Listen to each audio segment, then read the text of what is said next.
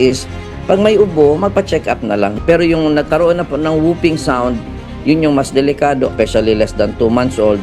Mas delikado po yun, pwede pong malagay sa ICU or mapunta po sa peligro. Meron siyang parang sudden na attack ng ubo na ayaw huminto, no? Sometimes nasusuka na, ubo ng ubo ng ubo ng ubo, hanggang maubos na yung laman ng lungs niya ng hangin.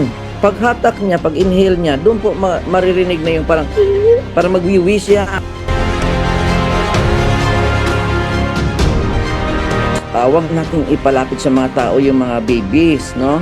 Kasi hindi natin alam sino ang may sakit nito. Mga teenager, adult, hindi natin alam. Bawal na ipahalik sa lips, bawal na pag may ubo, wag palapit sa baby. So, ganun talaga. And proper pa rin na hand washing, no? Hugas ng kamay, and yung sinong may ibang nararamdaman, mag-mask din, lalo na kung malapit kayo sa baby.